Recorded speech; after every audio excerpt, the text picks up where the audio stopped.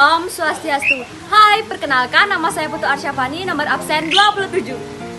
Hai, perkenalkan nama saya Putu Amisinta Pramaswari Putri, nomor absen 26. Hai, perkenalkan nama saya Putu Diana Aprilia, nomor absen 29. Perkenalkan nama saya Putu Bagas Daya Lesmana Putra, nomor 28.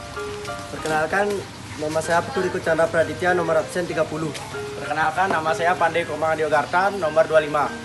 Perkenalkan nama saya Uya Sucipta Yasa, nomor 32. Perkenalkan nama saya Samudra Dharma Kusuma Sanjaya, nomor absen 31. Decadency moral. Pengertian dekadensi moral. Dekadensi moral merupakan bagian dari dampak perubahan sosial di mana kondisi moral mengalami perubahan yang jatuh, kemerosotan, atau mengalami kemunduran tentang nilai-nilai keagamaan, nasionalisme, dan nilai sosial budaya, serta perkembangan moralitas individu. Dampak perubahan ini bersifat sementara ataupun terus-menerus, baik sengaja ataupun tidak, dan sulit untuk dikembalikan atau diarahkan seperti keadaan semula.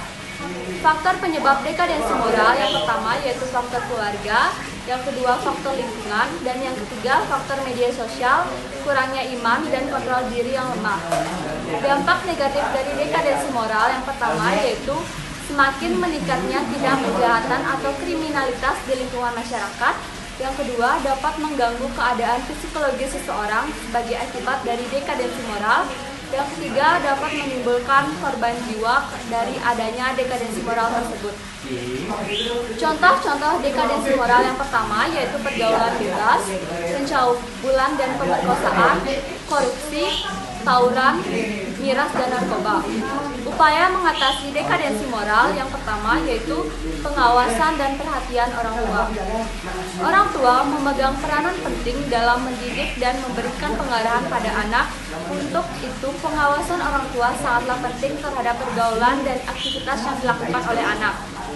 Yang kedua yaitu memberikan pendidikan karakter pada anak sejak dini. Kenakalan remaja.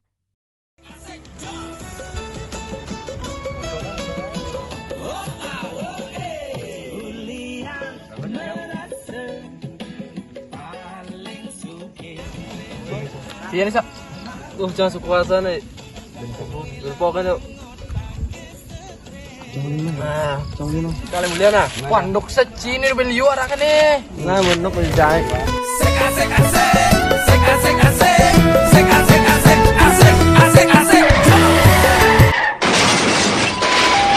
Iklan sebentar ya.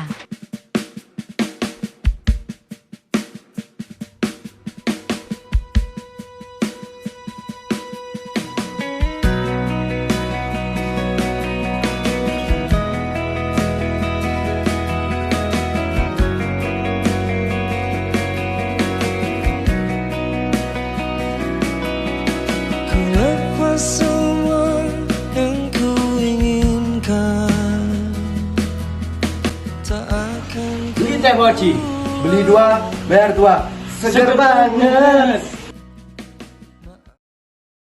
Pergeseran sosialisasi. Kedua yaitu pengertian pergeseran sosialisasi. Sosialisasi adalah proses di mana individu-individu dalam masyarakat belajar mengetahui dan memahami nilai serta norma sosial sebagai pedoman berperilaku.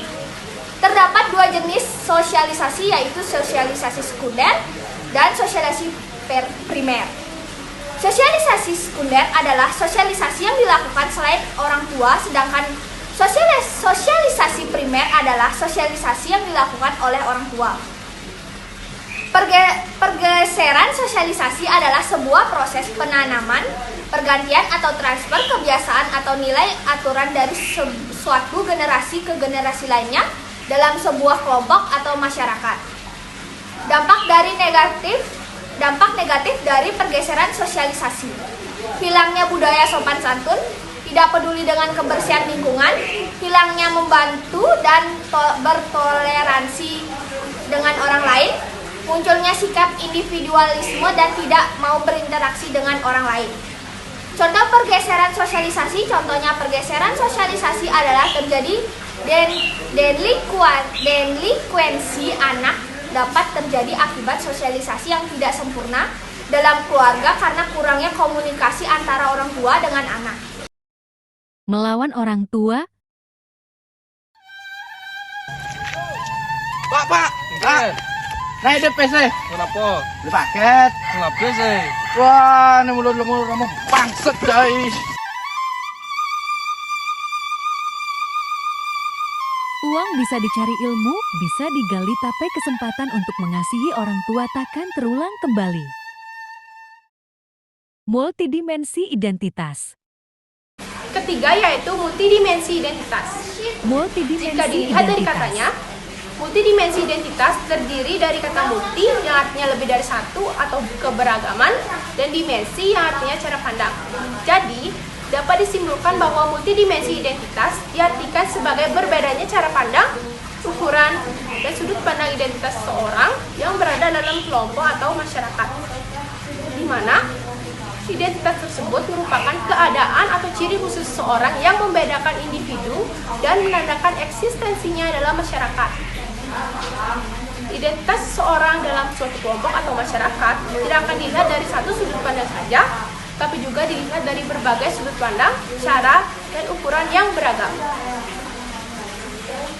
Faktor multidimensi identitas.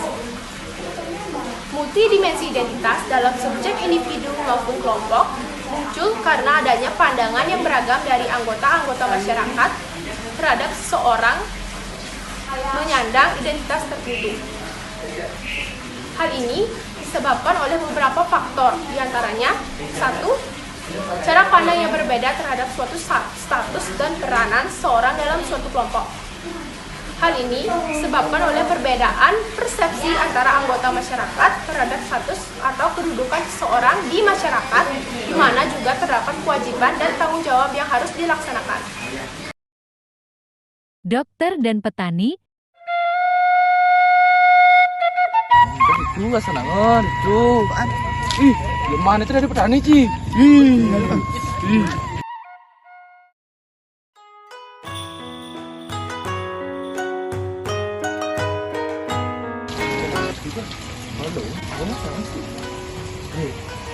Ini dokter mau, jangan di dokter, lo nggak salah. Pasti kalau lemu petani ini maru tuh. Ah, Pak Dong kan ya sana sama-sama pekerjaan. Arah Cikewa sih ajak ngurto. Loh,